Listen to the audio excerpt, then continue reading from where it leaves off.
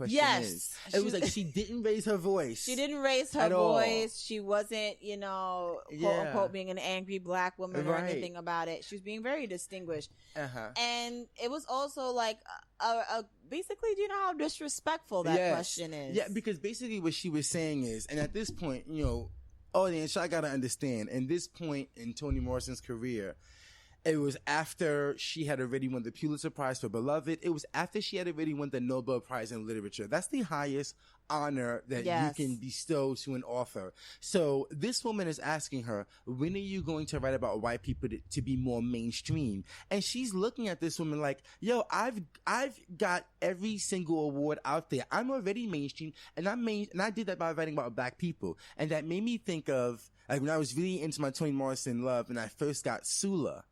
That came out in 1974, and I was reading a New York Times article where someone was unveiling the book. They were giving a book review about it, and this author praised the novel Sula because it's an excellent novel, and it's one of the few novels out there that really studies the relationships between two black women. I highly recommend, if you're a black woman, a woman period, but especially a black woman, pick that book up and read it. But anyway, this reviewer was saying that until Toni Morrison steps out of this small world of blackness and black people, she'll never be taken seriously.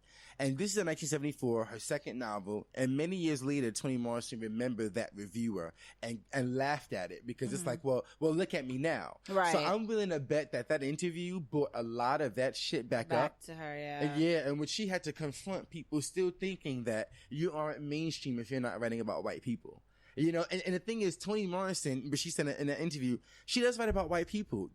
White people in her novels, they aren't the center focus, and they shouldn't be. The Absolutely. novels, black people are the center focus. Most of the novels are black women, but a couple of her novels, Song of Solomon and Home, to be exact, the lead characters are men, and I love when she writes from the point of view of men because you can tell she gets the black male psyche in a way that black men probably don't understand. And it's so much. And if you are a black man, brothers, pick up Song of Solomon and read that goddamn book.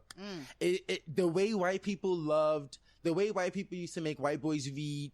What's that Salinger book, Afiya? The Catcher in the Rye. Catcher in the Rye. I think every black boy should be reading Song of Solomon, a black or Latino boy.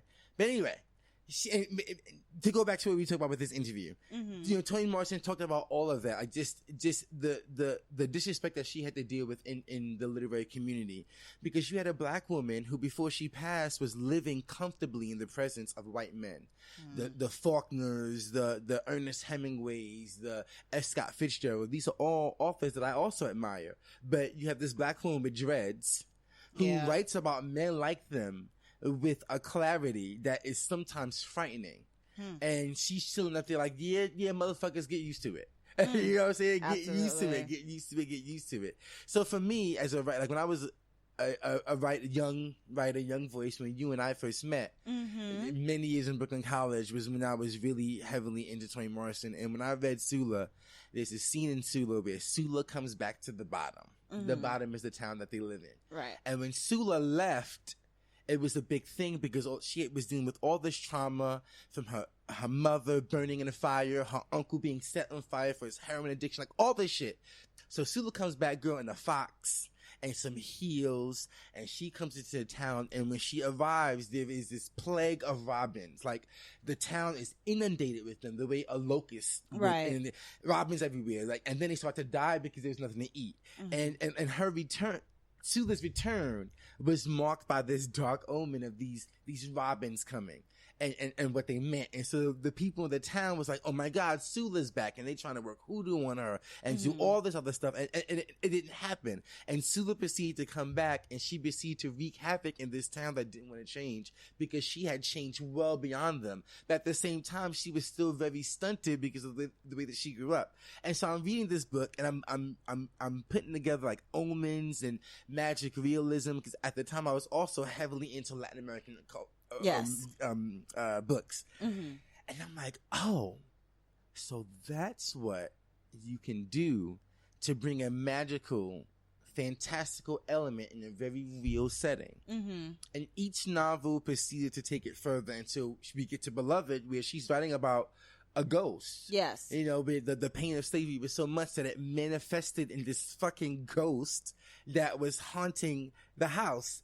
You may have to stop me because I will go all over the place with this because like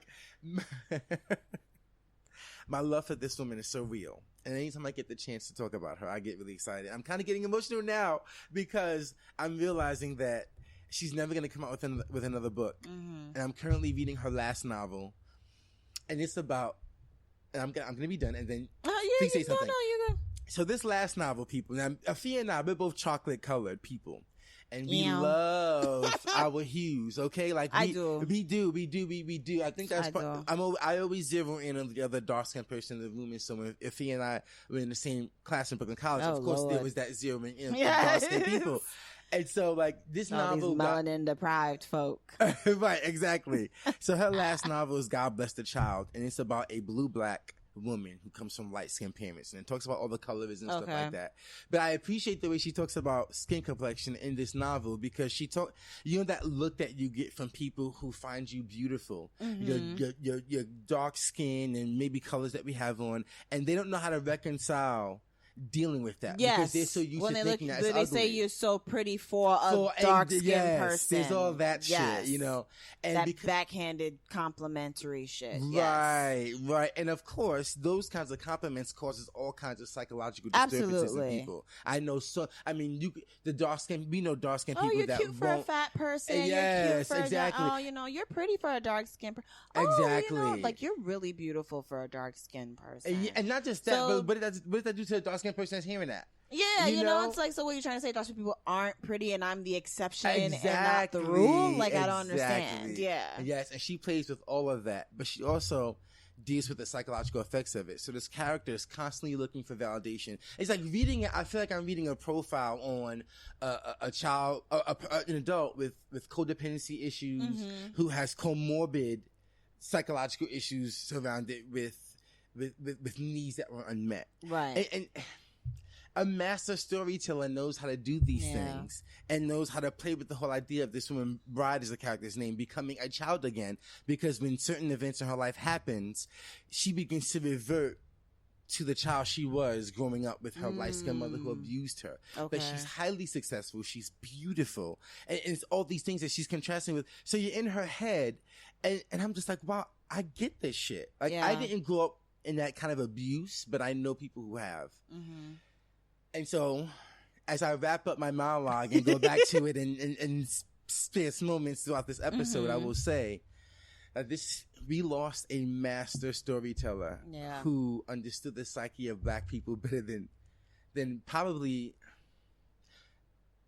I won't say better than most, but she really fucking got us, and she deserves to be celebrated. And if you do read her stuff, she's not for everyone because her shit is uncomfortable. She's not, no, she talks about incest and rape and all that shit that happens in our community that we want to sweep under the rug, and it's all out there. And she gets into it, and you're gonna be uncomfortable. But if you are willing to deal with the discomfort, and you are a reader, you may come out on the other side much more enriched and just thankful that someone got you. And with that, I wanted to say the reason why some of you may be questioning, well, what does this have to do with the show? Yes, right. It has a lot to do with it. As I sit here and mull this all over, and even before when I heard the passing of Toni Morrison happening, I said immediately, one of my immediate things, and Vincent can tell you, I texted him and I said, yes, you did. So we got to do a show about Toni Morrison. And it's because the idea of talking about culture, the awareness of a master storyteller, as you call her, Toni Morrison, it does affect the way in which some of us can look at our lives as an adult. She spoke to the transformation of children to adults and the trauma that followed them throughout their lives and how how it manifested and how it changed them, if it was for the better or for the worse. Amen. And so here is a person who was writing the growth of a person from child to adult and the Black experience of that, and we've lost this person. So if you don't see the connection between Toni Morrison and adulting, then I'm sorry this isn't the episode for you. But it's clear that this was a person who understood us, and by us I just see people of the African diaspora. Yes, because us. you know, all of us. That's what we are. And again, she was able to capture the nitty gritty. You know, she was able to look deep within, and as you said, she wasn't hiding things, sweeping them underneath the rug. She was talking about them, being very plain about them. Right. And again, for a person like me, yes, I haven't read much Toni Morrison, or I haven't finished, I should say, Toni Morrison, but I'm all well of her works. Like, you've seen Beloved, you know, you understand Sula. I've known my sister, again, when she was doing The Bluest Eye, I didn't read it, but she sat there and she told me about the whole book. And I, as a child, was hearing her talk about this, like, damn, that's messed up. You know, and again, you look at people in your lives who are adults, and it's real. It's something that can happen. It is tangible, and it is something that can definitely affect you and affect your adulthood. And here is someone who is writing that to us. And I feel like your adult life will be greatly enriched by reading a Toni Morrison novel. And that's how I circled it all back. Be an adult-ish and read a Toni Morrison book, if not in her honor, to enrich yourself just a little bit more. Amen. I mean, if you are a young black adult or whatever, and you're adulting and you read The Bluest Eye, you may see yourself in the young girl, Pecola Britloff, who used to pray at night that she'd have blue eyes because she felt ugly. And, you know, if people can relate to that shit. Absolutely. And it's still prevalent. And that's the thing about all of it, especially a lot of what she talked about, colorism, racism, incest, all of that. It's still something that happens. It is not something that will ever go away. Unfortunately, history repeats itself in this way, and it can be the great, and it can also be the dark and the ugly, you know? And so, you know, colorism still exists. You still have young children who are out here wishing that they had blue eyes. You still have people out here bleaching their skins. You still have people out here, you know, with this incestuous stuff. I mean, like, you have state laws that are affecting us as adults and children that are stating that, you know, we can't have abortions in the event of incest. Why is this a law? You know, why is this something that's an active law in 2019? You know, so it's relatable. It's definitely something that, you know, you will find yourself in. You will find something or see something that you're seeing presently in her works, whether she wrote them in 1974 or she wrote it in 1992 or she wrote it a few years ago. You will absolutely see it. Yes, indeed. And wait, okay, let me see. I know we're not doing a long one for this one. We're not. It's a special. But I'll just finish it with this. There is something for everyone within her. I forget how you pronounce the word. It's a French word, but I can't. I'm not even gonna try. But black women, place to start. The Bluest Eye or Sula. Black men, I urge you, pick up Song of Solomon. Pick it up. And dig in. It's worth it. It's worth it for y'all. And even if you only read that, I want y'all to email me and thank me if you read it and get your life, okay? Absolutely. And that's all I got to say about that. All right. And with that, we will wrap this episode up. I want to thank Mr. Vincent Bernard yet again for coming to this episode of the Adultish Podcast and for blessing us with his knowledge of all things Toni Morrison. Vincent, before you go, can you please give us your socials so that way they can know where to find you and where to thank you for your Toni Morrison love? Sure. Facebook is Vincent Bernard. My Twitter is Vince_Bernard, and my Instagram is Vincent Bernard_83. All right, and folks, you can find me, Afiya, at Lajolipoeta on Twitter. That's LAJOLIEPOETA. Sorry about that.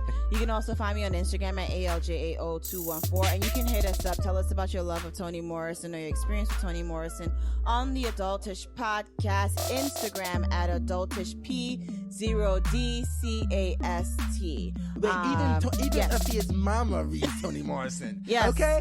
My mom reads Toni Morrison. She just jumped in for the last 2 minutes of the podcast. I love Afiya's mom, y'all, by the way.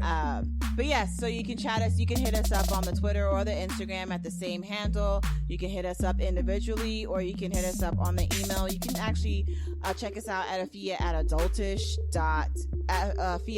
at thegdisnet.com. So that's AFIYA at DIGIDISNET. .com, guys. And I want to thank you all once again for tuning into this episode of the Adultish Podcast. Please make sure to like, listen, share, subscribe across all your streaming platforms.